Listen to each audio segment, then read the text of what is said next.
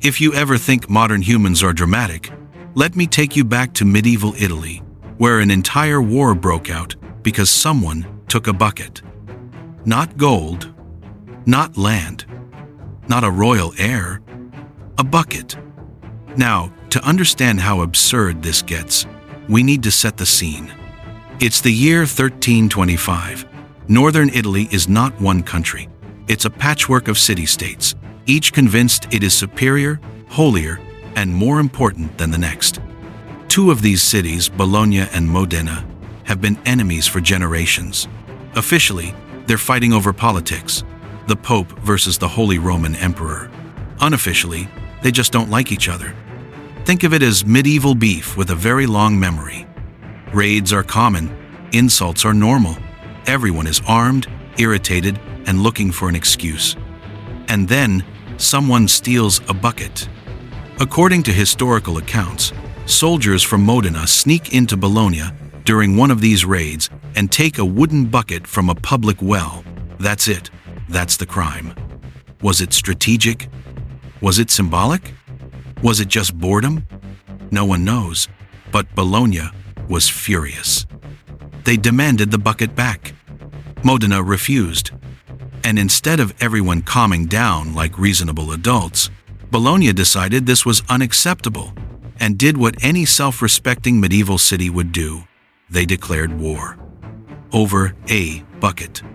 In November 1325, Bologna assembled an army of around 30,000 soldiers. Modena, smaller and outnumbered, gathered about 7,000. On paper, this should have been quick.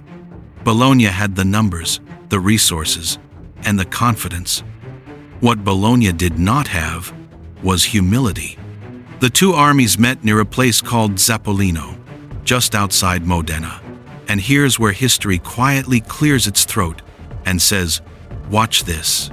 Despite being massively outnumbered, Modena's forces were better positioned, better coordinated, and frankly, more focused. Bologna's army, swollen with confidence and chaos, struggled to organize. The battle didn't last long. In a stunning upset, Modena won.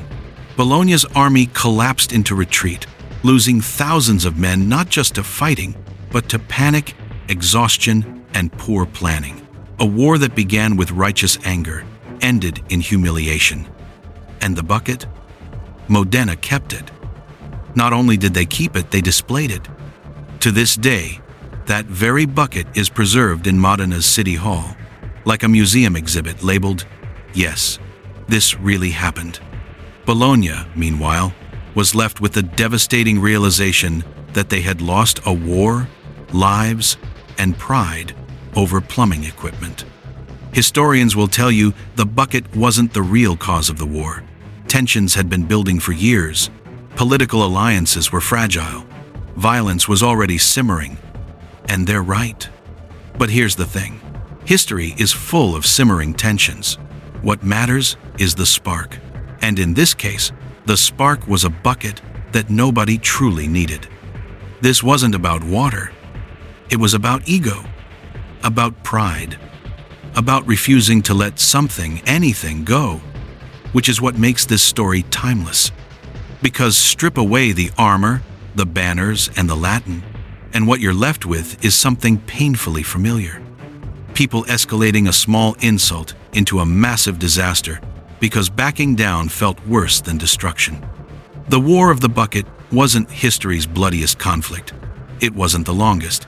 It didn't redraw borders or change the world. But it did prove something important.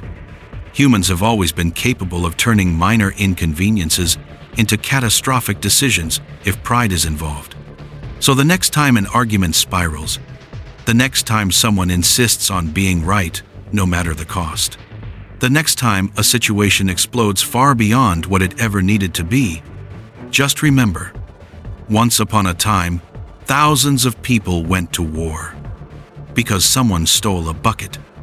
Welcome to the Museum of Bad Choices. Past people, terrible decisions,